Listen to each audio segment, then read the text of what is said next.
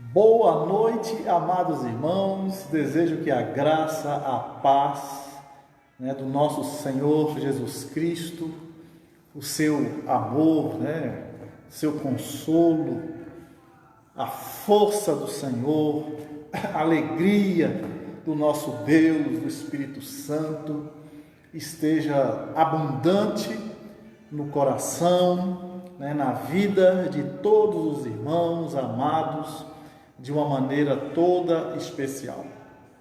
É muito bom voltarmos aqui de novo nesta noite para desfrutarmos de mais uma aula sobre bibliologia, e eu sei que os irmãos têm uma expectativa para o momento dos estudos bíblicos, especialmente aqueles que amam estudar, conhecer um pouco mais das Escrituras Sagradas. E aqui estamos para mais um momento precioso para estudarmos aqui a palavra de Deus. Nós estamos aí, por de Deus chegando, Eu já vi aí Dona Nilza Rodrigues, Dona Nilza, quanto tempo a gente não se vê, Dona Nilza, mas graças a Deus que a gente não encontra o povo de Deus, mas está aqui, todos os cultos, acompanhando a palavra, o ensino, seja bem-vinda, Dona Nilza. Estamos aqui, hoje foi um dia de muita bênção, foi um dia muito agradável, um dia de paz, apesar desse momento diferente, que nós estamos vivendo, de reclusão, mas graças a Deus, as coisas estão caminhando, bem, para a glória do nome do nosso Deus, e a gente se alegra com a presença dos irmãos, o diácono Antoniel está chegando aí para o estudo da palavra de Deus, então estamos aqui chegando devagarzinho, a gente inicia mais devagar, para ir dando tempo o povo de Deus ir chegando, O Ministério Infantil Gênesis já está aí também chegando, abrindo uma sala, para que possa outras pessoas também acompanhar o estudo bíblico de hoje, Então, nós estamos num momento de flexibilização, aqui da Covid-19 na cidade de Feira de Santana. O comércio, ele tem aberto, de forma mais limitada, mas o comércio já começa a funcionar, E estamos aqui, e nessa questão da flexibilização, domingo que vem nós teremos culto presencial, aqui na IEC do Jardim Cruzeiro, Graça e paz, Eliana Araújo, Graças a Deus, o povo de Deus vai chegando, devagar. Então, ontem na reunião dos oficiais da igreja, Então, nós decidimos que nós vamos iniciar algumas atividades presenciais. Então, domingo que vem, nós teremos culto, aqui na igreja, Então, nós contamos aí com a presença dos irmãos, Mimil está aí chegando, Muito obrigado pelo Mimil, Ministério Infantil Gênesis. Então, domingo nós teremos o culto aqui na igreja, no templo da IAC de Jardim Cruzeiro, e a gente conta aí com a presença, dos irmãos, Então, mas aí a gente vem com todo mundo com aquele cuidado, com máscaras, as cadeiras estão bem distanciadas, Então, com isso, a gente vai fazendo nosso trabalho, Então, no próximo domingo, culto aqui na igreja. E quinta-feira da outra semana, não amanhã, na outra semana, nós teremos culto lá na congregação da Gabriela, nessa quinta-feira, na outra semana. Então, domingo nós teremos culto aqui na igreja e quinta-feira da outra semana nós teremos culto, lá na congregação da Gabriela, e a gente está aí convocando o povo de Deus, para essas atividades, Valdirene Santiago, está chegando nosso diácono, Elisângela, Eu vi hoje Elisângela correndo, né? Subindo uma subida, né? Correndo mesmo. Eu falei, rapaz, Elisângela tá boa na corrida, viu? Tá de parabéns pela corrida, viu, Elisângela? Eu vi aquilo ali, eu fiquei impressionado, né? Com aquela capacidade sua, atleta, né? Fazer aquela corrida. Nós vamos orar, né? Que a gente vai mais devagar para o povo de Deus, né? Ir chegando, né? Para que todos possam acompanhar aqui o estudo, né? Por isso que a gente vai aqui devagar, né? Até a gente entender que já tem um número de pessoas razoáveis, né? E aí nós damos início aqui ao estudo propriamente dito, né? Então vamos orar, né? Buscar a presença do nosso Deus em oração, né? A Mel Santiago, né? Está aí chegando também, né? Vamos orar. Damos-te graças, ó Deus, pela oportunidade que o Senhor nos dá de estudar a Tua Palavra, que o Senhor esteja aplicando os ensinos no nosso coração, na nossa vida. Querendo te agradecer, ó Deus, também pelo dia que o Senhor nos deu, né? Dias difíceis, complexos, mas o Senhor está conosco, ó Deus, nos abençoando e suprindo as nossas necessidades. Ó Deus, abençoa todas as famílias que estão aqui nos acompanhando, aqui em Feira de Santana, em outros estados. Ó Deus, que o Senhor chegue na vida de cada um de uma maneira toda especial. Belo Horizonte, São Paulo, Fortaleza, Rio de Janeiro, né? Onde o povo de Deus, ó Deus, está agora acompanhando, que o Senhor estende a Tua bênção, a Tua paz e abençoa o Teu povo, ó Deus, de uma maneira assim, toda especial. Ó Deus, fala ao nosso coração, assim, agora que vamos dar início ao estudo, ó Deus, não deixa a gente ter dúvida, mas que possamos ter toda a compreensão daquilo que o Senhor quer nos ensinar neste momento. Nos abençoa então de uma maneira toda gloriosa e especial, em nome de Jesus. Amém. Amém. Muito bem, olha. Nós estamos aí, né? A irmã Dairone Lima, né? Está chegando aí. Muito obrigado, Dairone. A Lídia. O povo de Deus está chegando aí, né? E nós agradecemos desde já, né? A presença, né? De todos os irmãos que estão nos acompanhando, né? Aí para o nosso estudo bíblico de hoje, né? Então nós agradecemos. Amados, hoje nós vamos estudar sobre um tema, né, muito importante, né, o tema que nós vamos ver hoje. Hoje nós vamos estudar sobre a unidade da Bíblia. Hoje nós vamos estudar sobre a unidade da Bíblia, né? Unidade, amados, é o cerne da aceitação da inspiração das Escrituras. A unidade das Escrituras é um verdadeiro milagre. É um verdadeiro milagre. E os irmãos sabem que na relação humana é impossível unidade. Ninguém pensa igual. Cada pessoa tem uma maneira de ver as coisas, de enxergar as coisas, de compreender as coisas. Mesmo quando a gente convive com o outro, a gente ainda tem, coisas contrárias, né, que a gente pensa diferente. E nós que somos congregacionais, né, que somos uma igreja democrática, né, nós estamos acostumados, né, a conviver com o contraditório, né, com aquilo que pensa o contrário, diferente. Só que as Escrituras não têm contraditório. As Escrituras não têm contraditório. Por exemplo, a igreja congregacional não aceita um membro questionar um ponto pétreo das Escrituras. Por exemplo, Jesus Cristo é Deus. é uma doutrina pétrea, né? Que não se mexe, não se discute esses temas.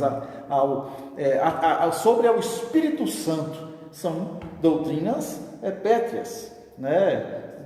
Sobre a Trindade, doutrinas pétreas, não se mexe. Então, são coisas fixas. Mas o homem tem dificuldade de lidar com essas questões fixas. Porque sempre a gente quer botar a nossa opinião, sempre a gente quer questionar, sempre a gente quer dizer que não é daquele jeito.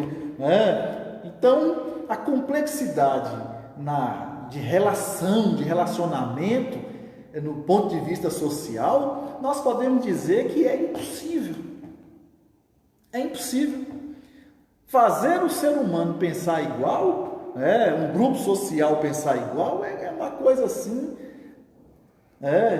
Quando se aprova alguma coisa, mas aprova como? 60%, pensou igual, fechou, mas tem uma gama de pessoas ali que pensa diferente. Que a democracia é assim, como ninguém pensa igual, então passa a maioria, ganha a maioria, mas fica um tanto de gente que pensava diferente, então é muito complicado.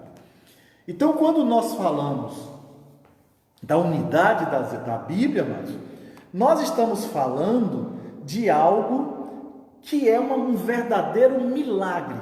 Por quê? Nós já estudamos em aulas anteriores, os irmãos que vêm nos acompanhando, os irmãos sabem que a Bíblia tem 40 autores e que a Bíblia foi escrita num período de 1.600 anos. E nesses 40 autores, a maioria deles, um não tinha convívio com o outro, não conhecia o outro, foi em tempo diferente, épocas diferentes, mas todos os autores sagrados seguiram com a mesma visão, com a mesma percepção, com a mesma doutrina. Então isso é algo extraordinário, é algo extraordinário isso. Então, amados, quando nós pensamos na unidade da Bíblia, deixa eu pegar ela aqui, nós podemos dizer que a Bíblia tem uma doutrina só. A Bíblia, ela tem uma doutrina só. O centro dessa doutrina é Cristo. É Cristo. E a base dessa doutrina de Cristo é o quê? É o objetivo de Deus de salvar o homem. É Deus vindo ao encontro do homem. Então a Bíblia ela tem uma só doutrina, a Bíblia ela tem um só padrão moral. Não adianta as pessoas tangibilizar, uma coisa, outra, é um padrão moral só que a Bíblia tem, ela não muda. E ela também tem um só plano de salvação. O plano de salvação é a cruz. E você vai ver que às vezes a cruz, ela corre a Bíblia toda. Desde Gênesis até o Apocalipse, a cruz está ali. De forma que a salvação é o centro da revelação. O objetivo de Deus é salvar. Então, por isso que a Bíblia ela é uma unidade. Então, lembrando, então 40 escritores de épocas diferentes. Um não leu o que o outro escreveu. 66 livros escritos num período de 1.600 anos. Isso é um verdadeiro milagre. Se eu for pegar aí 10 pessoas e dar um tema qualquer para essas 10 pessoas e mandar essas 10 pessoas escrever sobre esse tema, os irmãos vão ver que vai haver uma variação tremenda de pensamento. E a unidade das Escrituras está aqui. 40 autores em épocas diferentes. Um não leu a obra, o escrito do outro. E foi assim os escritos num período, né, de 1600 anos. Então, isto é um verdadeiro milagre. Isto é um verdadeiro milagre. Lembrando, amados irmãos, para a gente não firmar a questão da unidade das Escrituras, a Bíblia, ela é uma coleção de 66 livros que foram escritos por mais de 40 escritores diferentes. Quem eram esses escritores diferentes, em tempos diferentes, em cultura diferente, em tempos diferentes? Quem são esses escritores? Eram pessoas de vários níveis sociais. Reis,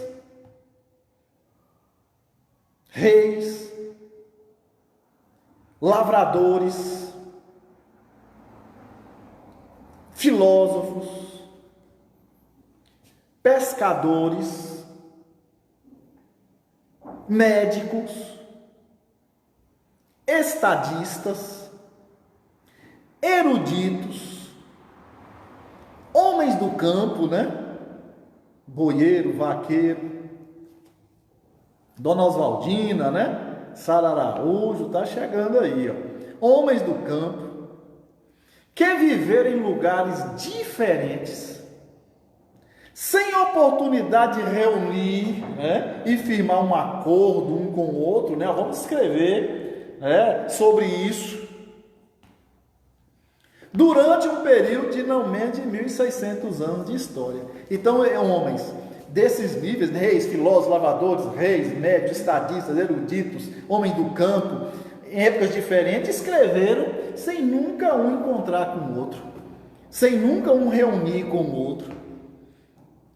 E a Bíblia toda é a mesma coisa. A centralidade, o quê? No Deus que quer salvar o homem. Então, por isso, amados irmãos, nós estamos aqui hoje para estudar sobre a unidade das Escrituras. Então, a primeira coisa que nós vamos ver agora, irmãos, são os preparativos, né, para o Novo Testamento, né, no Antigo Testamento. Então, veja que quando os textos, né, do Antigo Testamento foram escritos, porque essa divisão que a gente tem, Velho Testamento e Novo Testamento, isso aí é uma forma de organização do cânon. Então a gente sabe que é os livros a partir de Jesus, é o Novo Testamento, porque Jesus disse que ele veio com a nova aliança. Jesus trouxe uma nova aliança, a aliança com sangue. Então, por isso, a partir de Jesus, o Novo Testamento. De Jesus para trás, o Antigo Testamento. Mas não era assim, né? Mas quando a gente lê os escritos, né, antes de Jesus, que nós chamamos de Velho Testamento, a gente vê que lá no Velho Testamento já havia preparativos para o enquadramento da nova aliança. Então, onde estão as provas, então, desta unidade, né? Que já no Velho Testamento já vinha fomentando o pensamento da nova aliança. Primeiro, a gente vê na história do povo de Deus, né? Na história do povo de Deus. E nessa história do povo de Deus, a gente lembra e as alianças de Deus com o seu povo. Então, na história do povo de Deus e nas alianças de Deus com o seu povo, a gente pode lembrar de duas personagens importantíssimas nessa percepção da unidade das Escrituras. Duas pessoas importantes. A primeira pessoa importante é Moisés, né? Que em Moisés Aí os irmãos precisam conhecer a questão, né? As histórias do Antigo Testamento. Em Moisés, Deus habitou entre o povo aonde? No tabernáculo. Deus habitou entre o povo lá no tabernáculo, ali no negócio do lugar santo, né? Lugar santíssimo. E dali Deus convivia e relacionava com o povo. Essa relacionamento de Deus com o povo por intermédio do tabernáculo, do tempo de Moisés, já apontava para a nova aliança. A segunda personagem é Davi. Davi projetou a construção do templo, né? Ele programou, projetou, arquitetou, né? E o projeto, né, os irmãos sabem da história, passou para o filho dele, Salomão. Construiu um novo templo. Mas no templo, feito por Davi, né, no seu filho Salomão, Deus habitou entre o povo no templo de Jerusalém. Então, em Moisés, Deus habitou no tabernáculo. Com Davi, Deus habitou no templo de Jerusalém. E essas duas características já apontavam para Jesus. Com Jesus, Deus habita entre nós com Jesus e em nós, por meio de quem? Do Espírito Santo. Olha a unidade das Escrituras. É Deus habitando no tabernáculo, Deus habitou no templo, agora na nova aliança, é o que? Deus habitando entre nós com Jesus e em nós, por meio de quem? Do Espírito Santo de Deus. Então, as ações de Deus na antiga aliança já era um prenúncio da verdadeira habitação de Deus por intermédio de Cristo, o Espírito Santo em nós. Havia as profecias, né? Joel profetizou, né? Naqueles dias derramarei do meu Espírito sobre toda a carne. Naqueles dias, que dias? O tempo da igreja, o tempo do Espírito Santo. O tempo onde o Espírito Santo estaria habitando com a igreja. Então veja aí a unidade das Escrituras. A mesma coisa no Antigo Testamento, a mesma coisa hoje, só que no Antigo Testamento Deus habitava no tabernáculo, Deus habitava no templo, né? Na nova aliança Deus habita com o crente, com a igreja, com o seu povo, né? Olha a unidade das Escrituras. É algo assim, então, bastante interessante, né? Essas percepções. Então, amados irmãos, o Novo Testamento está presente no Antigo Testamento. O Novo Testamento, ele está presente no Antigo Testamento. Como é que a gente... pastor, mas como é que o senhor pode dizer isso? Que o Novo Testamento está presente no Antigo Testamento? A gente lembra, em primeiro lugar, a aliança de Abraão, né? A aliança de Deus com Abraão, e aquela aliança de Deus com Abraão, ela é uma aliança estendida para toda a humanidade. Né? Os irmãos lembram de Gênesis 12, como é que foi a aliança? Em ti, quer dizer, Abraão, serão benditas todas as famílias da terra. Olha onde é que está Abraão, lá em Gênesis no capítulo 12. Lá em Gênesis, no capítulo 12, já está havendo uma predição, uma profecia, de que toda a humanidade seria abençoada em Abraão. Não é isso? E não é isso? O cristianismo é a continuidade dessa promessa de Deus a Abraão. É por isso que nós congregacionais cantamos aquele hino, né, o hino 232 dos Salmos e Hinos, né?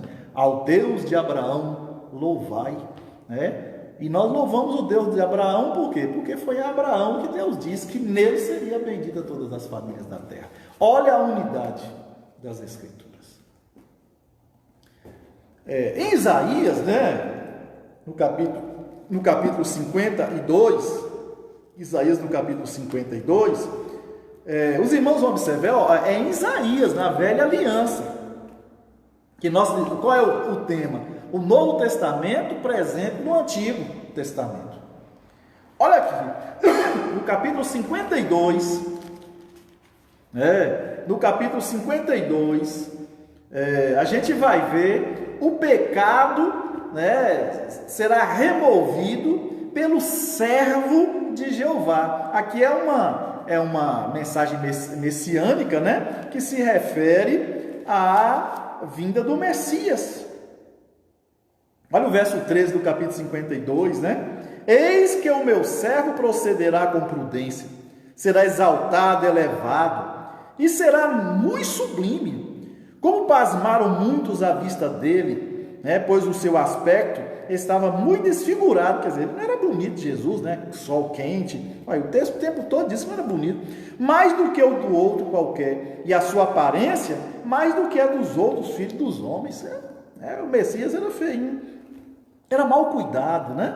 Era mal cuidado, né? Se ninguém cuidava dele direito, né? Dormia no relento, no sol quente, né? Então não ia ficar bonito, né?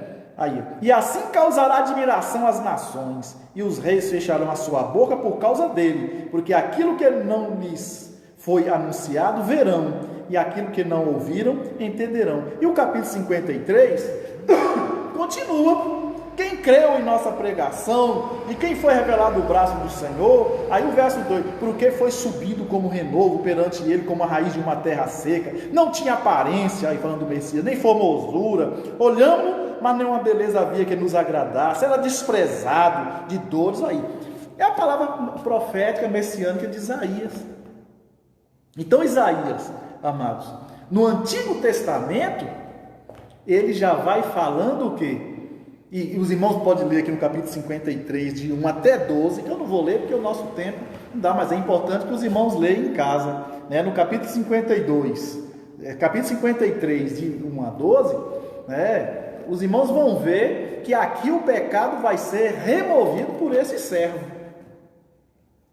por esse servo. E é obviamente que Isaías está se referindo a quem? Ao Messias que ia ser crucificado em favor da humanidade. Olha, no Antigo Testamento, a unidade, está vendo a unidade das Escrituras? Daniel, no capítulo 12, Jeremias, Ezequiel, Daniel, Daniel é um dos 5 profetas maiores, né? Logo dos livros poéticos, Jó, Salmos, Provérbios, Eclesiastes, Cantares, aí iniciam os profetas maiores, Isaías, Jeremias, Lamentações, Ezequiel e Daniel, né? Então é para os irmãos se situar para não ficar perdido aí. Então Daniel no capítulo 12, verso 1, o que Daniel vai falar? Daniel vai falar sobre a ressurreição. Está falando, é uma questão escatológica. O que é a escatologia? A doutrina das últimas coisas. E olha aqui, no capítulo 12, vou ler só o verso 1. Nesse tempo se levantará Miguel, o grande príncipe, o defensor dos filhos do teu povo, e haverá tempo de angústia, qual nunca houve, desde que houve nação até aquele tempo. Mas naquele tempo será salvo o teu povo, todo aquele que for achado inscrito no livro.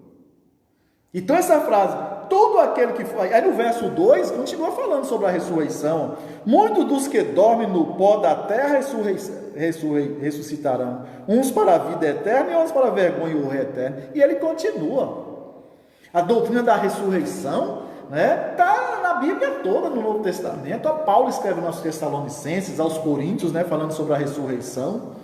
Jesus, fala, eu sou a ressurreição e a vida, quem crê em mim, ainda que morra, viverá. E aqui Daniel falando sobre o nome escrito no livro da vida, que está lá no Apocalipse. Então os irmãos observam, irmãos, que a Bíblia fala uma coisa só. A Bíblia é uma mensagem só. Então, aqui Daniel no capítulo 12 em diante, aqui fala da ressurreição, fala da condenação, uns para vergonha eterna, e outras para aí. Quer dizer, uma mensagem extremamente evangélica. Não é o evangelho, não é isso? Não é pregar que o homem precisa aceitar Jesus, porque senão ele vai ser condenado. Até porque os pregadores não estão mais pregando isso, Os pregadores estão pregando a teologia da prosperidade, que os crentes vão ficar ricos, E os pregadores não pregam que se ele não arrepender, não aceitar Jesus como seu Salvador, que ele vai ser condenado, Então aqui, Daniel está pregando aqui antes de Jesus, como se fosse um pregador evangelista hoje, nos nossos dias. Também, amados irmãos, o Espírito Santo virá numa nova plenitude. Lá em Joel, aí a gente vem aqui nos profetas menores, Ezequiel, Joel no capítulo 2, aquele texto bastante conhecido, 2:28, aqui diz o quê? E acontecerá depois que derramarei o meu Espírito sobre toda a carne, vossos filhos e vossas filhas profetizarão, vossos velhos sonharão e vossos jovens terão visões. Joel aqui se refere a quê? Se refere ao Pentecostes registrado lá em Atos 2. Ele está profetizando o que ia acontecer. E o que é então isso aqui? Quando ele diz, acontecerá depois que derramarei o Espírito sobre toda a carne. Está falando o quê? O tempo do Espírito Santo. Qual é o tempo do Espírito Santo? O tempo da igreja. A igreja, as conversões, as salvações, os arrependimentos, a nova vida, que as pessoas que aceitam a Jesus passam a ter, isso acontece por causa do Espírito Santo. É o Espírito Santo que convence o homem, do pecado, é o Espírito Santo. De formas que o homem só é salvo se ele for convencido pelo Espírito Santo. Se o Espírito Santo não convencer, ele continua morto nos delitos e pecados dele, como diz Paulo em Efésios, no capítulo 2, verso 8, Ele continua morto nos delitos e pecados dele e condenado. É o Espírito Santo que convence. Sem o Espírito Santo, ninguém é levado a aceitar a Jesus como seu Salvador. Ninguém. É obra do Espírito Santo. Então o que Joel está profetizando aqui em Joel 2:28 em diante é esse tempo. O tempo do Espírito Santo. O tempo do Espírito Santo, ela encerra com a volta de Jesus. Então o Espírito Santo, ele inicia aqui com a ascensão de Jesus ao céu. Os irmãos veem que no capítulo 1 aí de Atos está o registro da ascensão de Jesus ao céu. No capítulo 2, o registro da descida do Espírito Santo. Jesus sobe e o Espírito Santo desce. E quando é que o Espírito Santo vai sair? O Espírito Santo vai sair quando Jesus voltar. Quando Jesus voltar para arrebatar a igreja, para levar a igreja, aí o Espírito Santo sai de cena. Mas nós estamos vivendo o período do Espírito Santo, profetizado no Antigo Testamento por Joel, concretizado em Atos 2, está vendo? E que se estende, Atos 2 se estende até a volta de Jesus. De forma que toda pessoa crente, que está, que arrependeu dos seus pecados, passou a ter uma nova vida, uma nova criatura em Cristo, é porque ele foi batizado o quê? Com o Espírito Santo. Ele foi transformado pelo Espírito Santo, ele foi tomado pelo Espírito Santo. Ele agora passa a ser o quê? Uma habitação do Espírito Santo. E essa obra do Espírito Santo se dará até a volta de Jesus. Então os irmãos veem o quê? Mas a unidade das Escrituras. O nosso objetivo é esse, Os irmãos observam que tanto no Velho Testamento e o Novo Testamento a mensagem é a mesma. Como eu falei lá na introdução, que é uma mensagem só, não tem nem duas, nem três, nem quatro. Quando você vê uma pessoa pregando a Bíblia com a outra mensagem, vocês podem sair fora, não tem duas, nem três, nem quatro mensagens. A palavra de Deus é uma mensagem só, é uma só. Deus é o Deus de uma palavra só. O nosso Deus é um Deus sempre de uma palavra só. Quando você vê alguém com duas, três, você pode sair fora que isso não é coisa de Deus, porque o nosso Deus é o Deus de uma palavra só. E as Escrituras, por mais grossa que ela seja, mas ela é o livro grosso com uma mensagem só. É o Deus que quer vir, que veio em busca do ser humano, do perdido. É Deus querendo salvar. E fez tudo, né? O Filho vai à cruz para ser o justificador, o perdoador, né? Seu expiador dos pecados, e o Espírito, aí ele ressuscita, ele volta ao céu e o Espírito Santo vem para dar sustentabilidade a esta obra de salvação efetuada por Deus. Então, amados irmãos, a unidade das Escrituras, ela é patente, ela é muito clara aos olhos de todos nós. A terceira coisa que nós queremos ver hoje, amados irmãos, é o aspecto da revelação progressiva do Antigo Testamento. Mas é preciso que a gente preste atenção aqui nesse aspecto, progressivo, das revelações do Antigo Testamento. Por que eu estou dizendo que tem que prestar atenção? Porque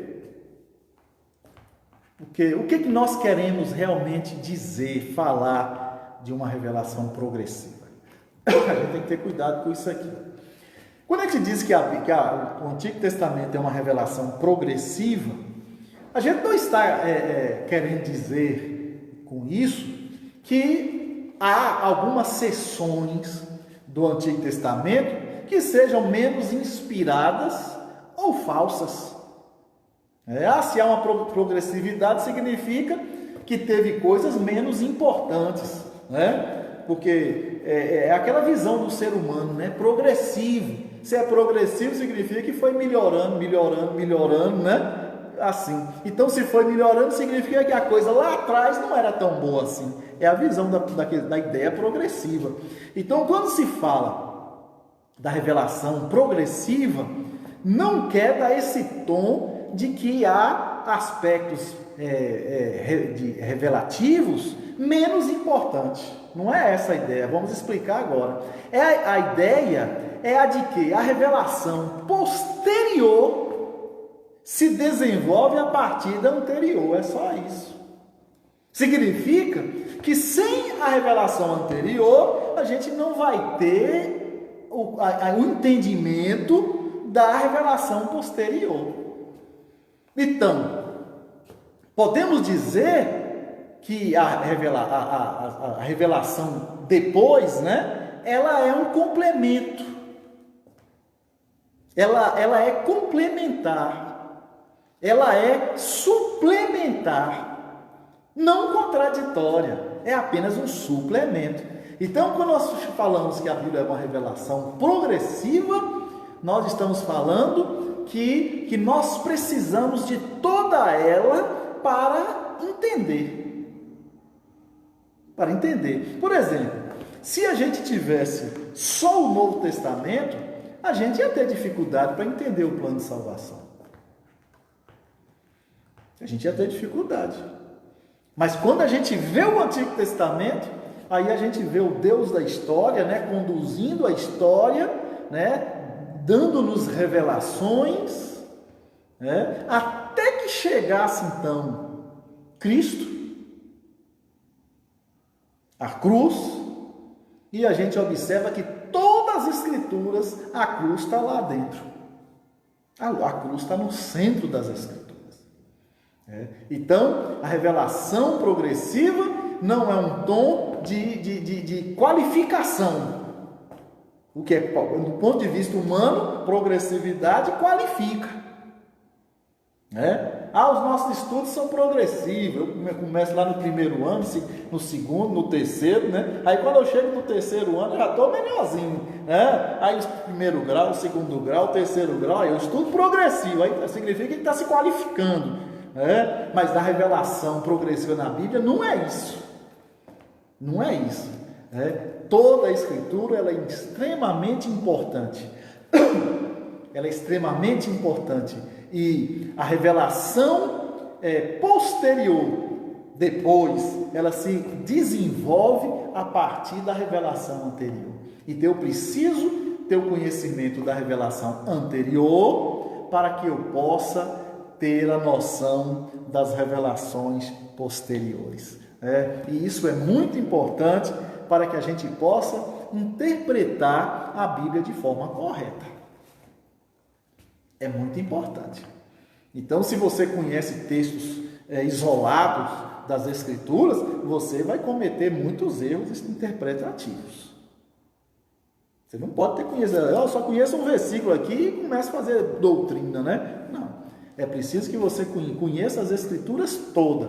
Aí você conhece ela toda, centraliza a cruz, Cristo, aí você vai ter então uma compreensão, né, melhor, das Escrituras. Então, amados irmãos, o Antigo Testamento e o Novo, né? Então, como eu já falei, o Novo Testamento, só o Novo Testamento, a gente não ia entender a revelação se a gente tivesse só o Novo Testamento. Então, há necessidade de um para com o outro. É a quarta lição da nossa lição de hoje. Há necessidade do Antigo Testamento e do Novo Testamento. Então, há necessidade de um para com o outro. Por que há necessidade de um para com o outro, né? Nessa questão da unidade das Escrituras. Aí vem algumas perguntas que a gente precisa fazer e vamos prestar atenção aqui, porque isso que nós vamos ver agora é muito importante. Porque tem muitos erros, né, e doutrinas por a gente não conhecer direito isso aqui. Aí a pergunta que a gente quer fazer é o seguinte: a lei judaica, ela é aplicável aos nossos dias? Quais são as leis judaicas? Então, a lei judaica, ela tem 3 vertentes. Eu falo a lei judaica do Antigo Testamento, né? A lei judaica, ela tem 3 vertentes. E é preciso que o estudioso das Escrituras conheça essas 3 vertentes. A primeira vertente da lei, né, do Antigo Testamento é a lei civil. A lei civil, a gente deve viver de acordo com a lei civil judaica? Não. É a primeira vertente. Nós não estamos sujeitos à lei civil judaica. Segunda vertente é a lei religiosa ou lei cerimonial. Nós estamos sujeitos à lei religiosa e cerimonial do Antigo Testamento? Também não. A lei religiosa e cerimonial judaica encerrou.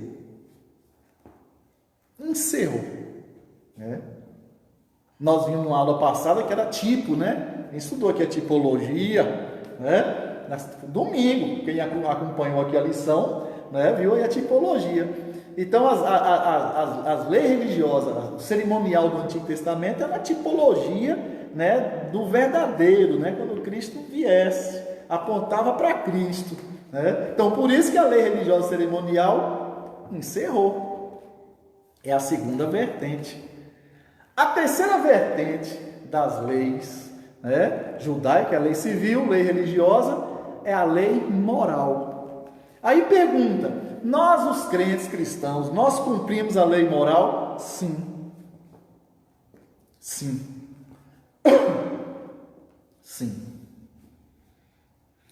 Crente que rouba não é crente.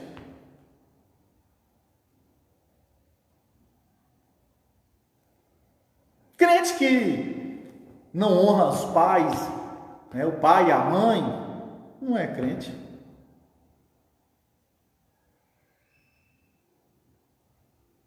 Crente que vive em adultério, não é crente.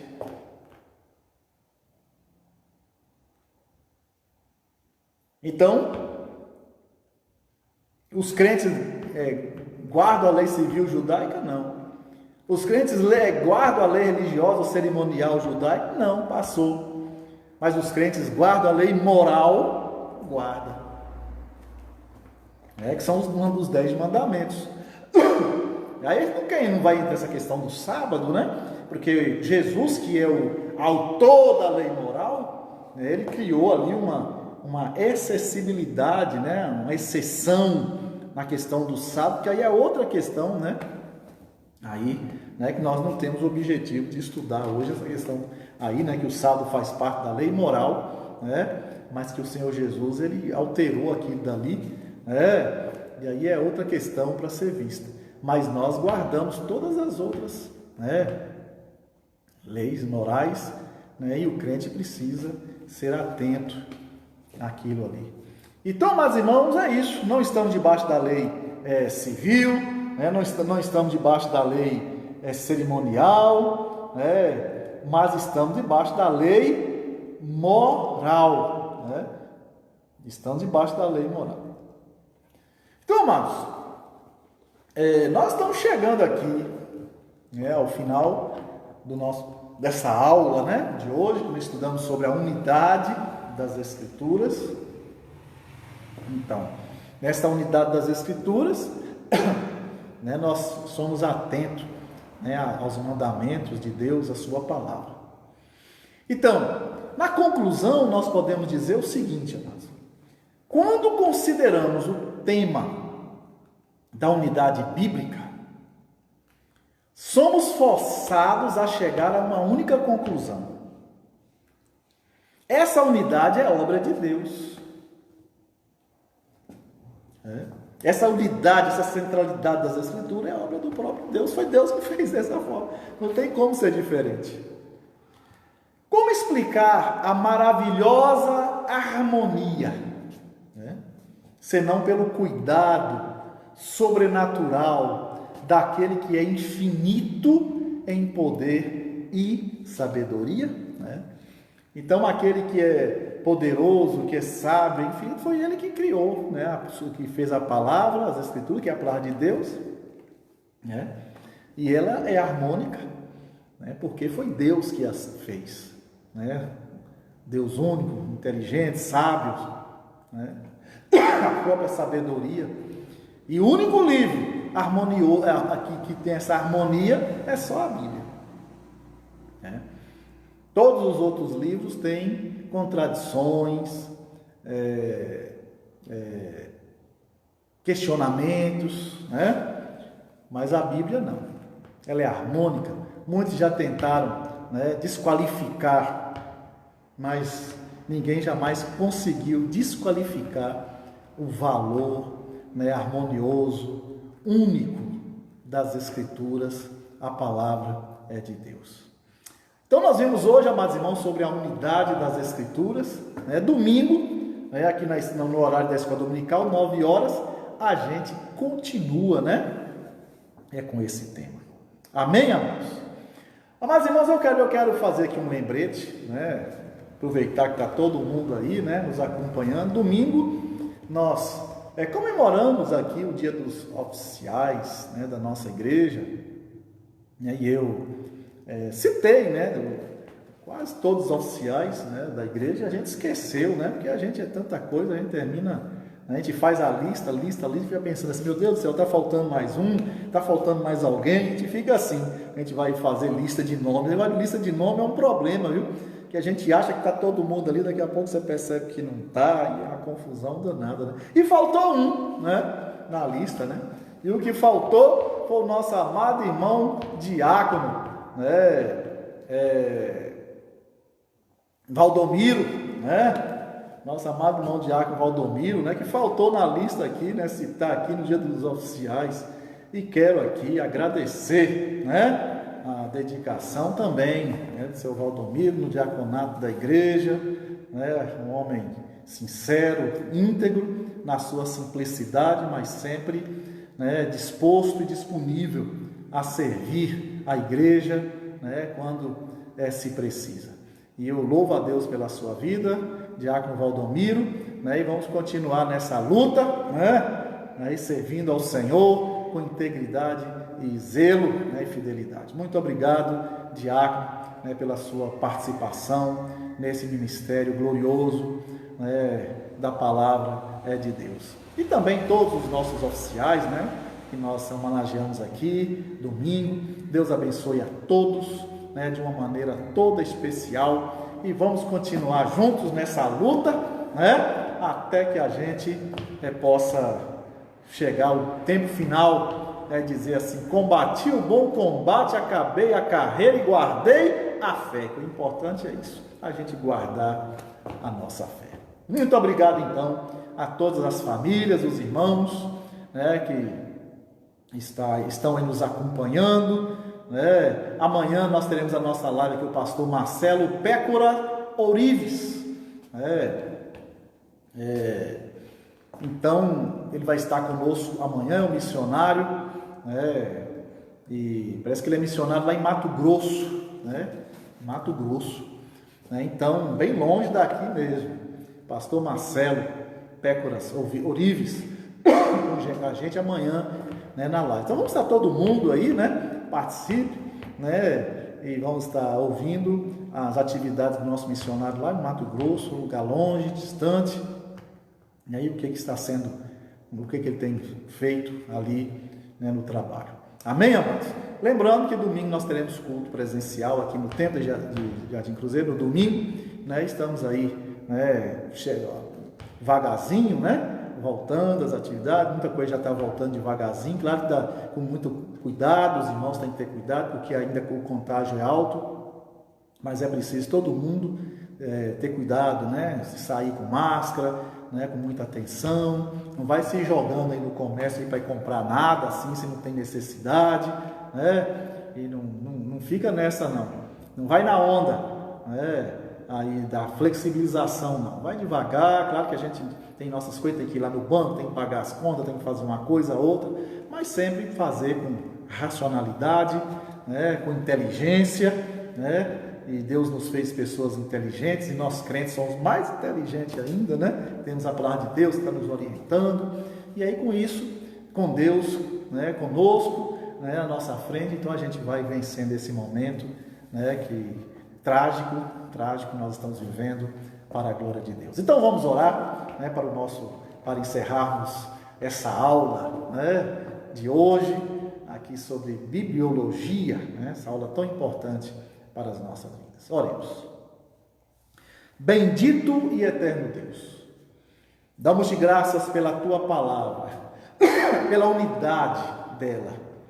Damos-te graças pelas famílias que nos assistem, nos acompanham aqui nesta noite. Que o Senhor Deus aplique esta palavra no coração de todos, né, no sentido, ó Deus, de que eles possam amar ainda mais a tua palavra, ao ter a percepção do poder do Senhor, da sabedoria do Senhor, ó Deus, ali emanado na unidade, ó Deus, da tua palavra. Muito obrigado. Nos dê uma noite de paz, ó Deus, repouso feliz, e nos guarde, ó Deus, desses dias maus, dos quais nós estamos vivendo. Guarda, livra o teu povo. Muito obrigado. Fica conosco. É assim que nós te pedimos e te agradecemos. Em nome de Jesus. Amém. Amém. Deus abençoe a todos. Domingo a gente volta aqui com essa aula, 9 horas da manhã, se Deus quiser. Deus abençoe a todos.